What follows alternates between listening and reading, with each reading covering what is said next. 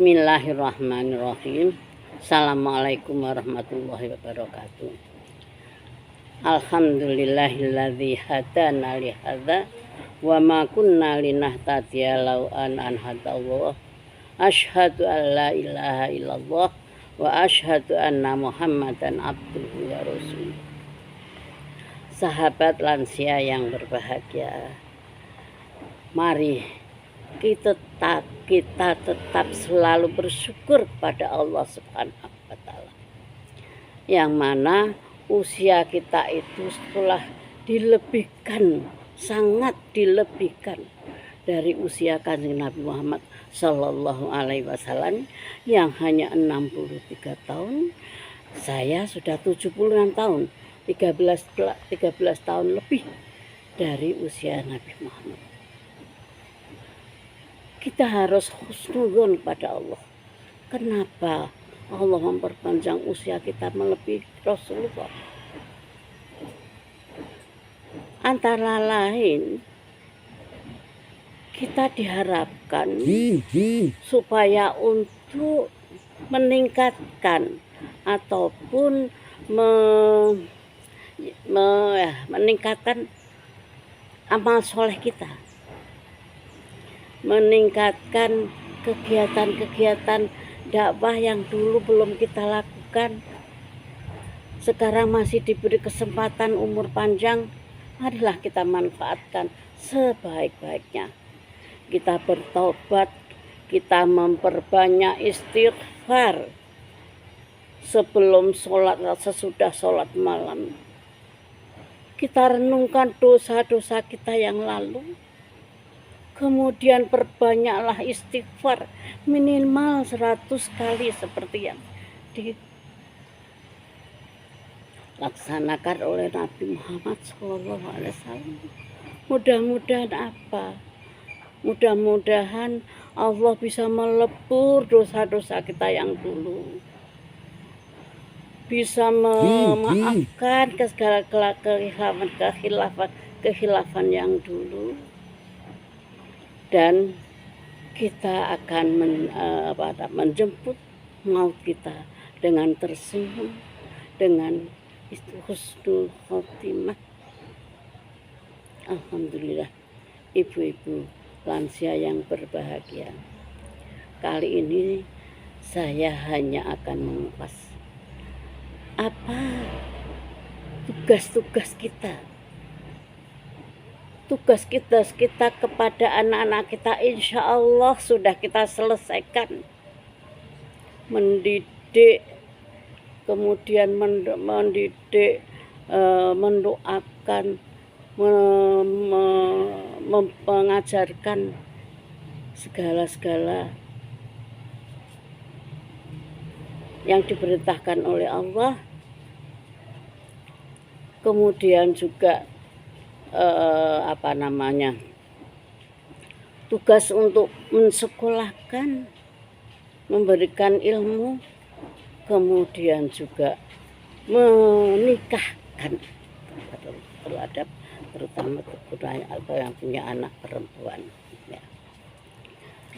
Menikahkan sudah selesai, sudah tanggung jawab kita kepada Allah tentang amanah yang diberikan Allah anak itu. Insya Allah tanggung jawab itu sudah selesai. Tinggal dua macam.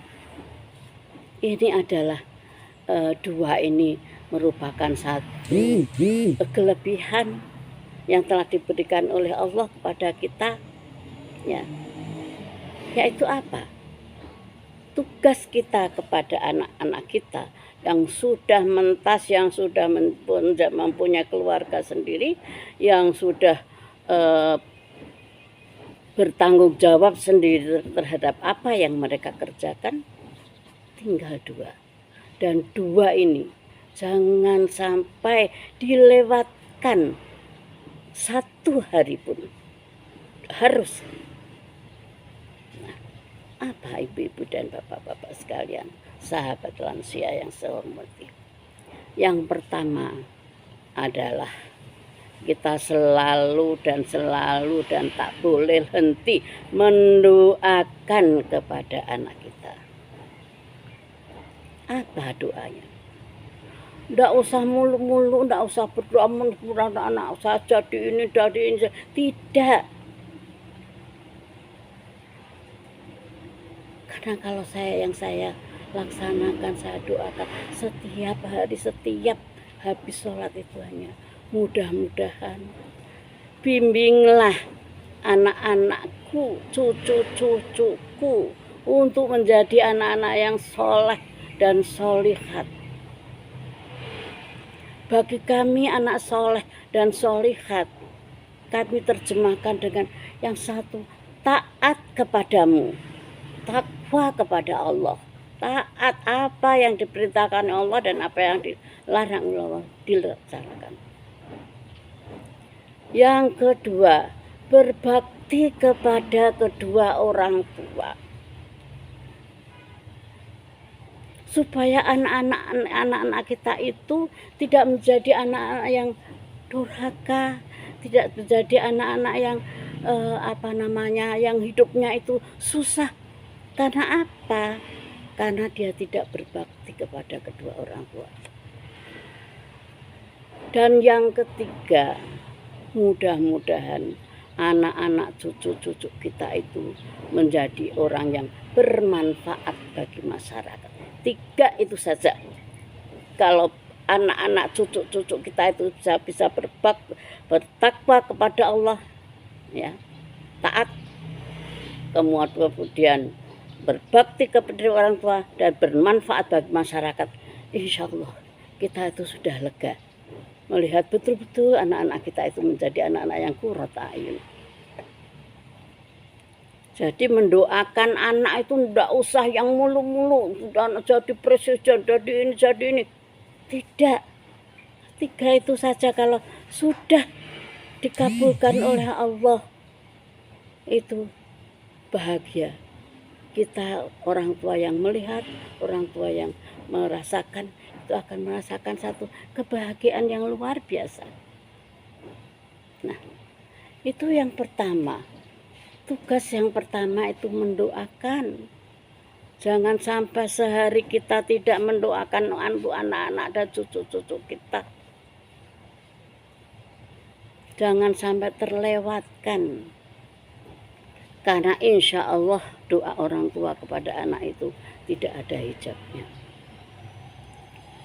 Kemudian yang kedua, tugas kita, tugas tambahan ini adalah ya merupakan satu tugas sebetulnya ya tugas kita ini. Yang kedua ini adalah memaafkan. Seringkali anak itu tidak sengaja dan tidak mungkin akan berbuat menyakitkan hati orang tua. Akan tetapi karena kita itu sebagai orang yang sudah tua, sensitif, sidik-sidik tersinggung, sedikit dengar suara anaknya yang lebih keras saja sudah madek ya itu. Tugas kita itu apa? Memaafkan.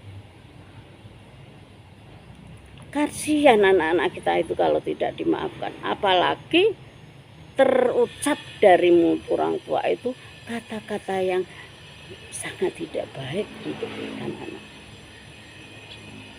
Memaafkan berat, memang berat, tetapi harus berusaha. Karena kalau kita sudah bisa memaafkan itu, semua apa-apa yang disampaikan anak, apa-apa yang dikatakan anak itu akan menjadi baik semua.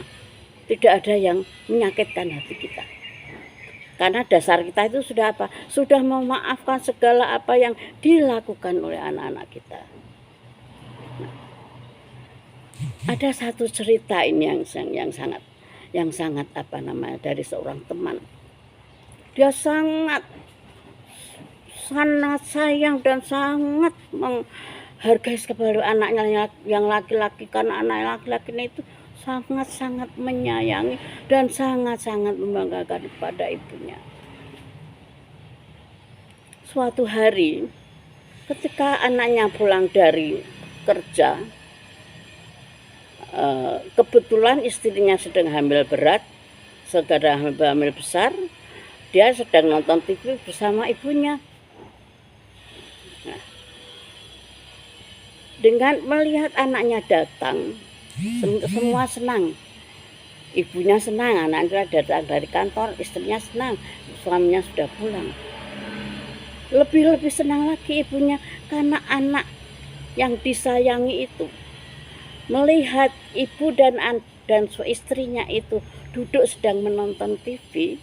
Dia membawa bantal kursi 2, tidak 1 tapi 2.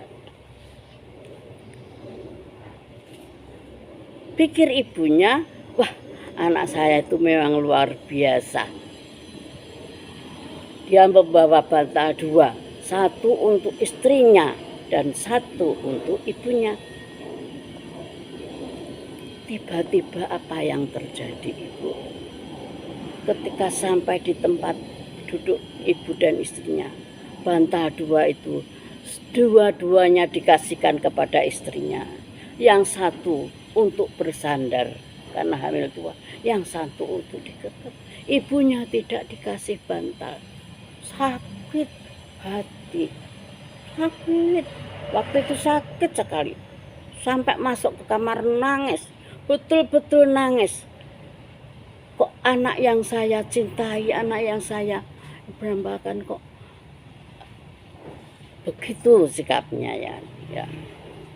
Padahal si anak itu ndak punya pikiran untuk menyakitkan hati ibunya karena memang istrinya sedang hamil besar untuk biar dikasihani. Ibunya kan tidak apa-apa.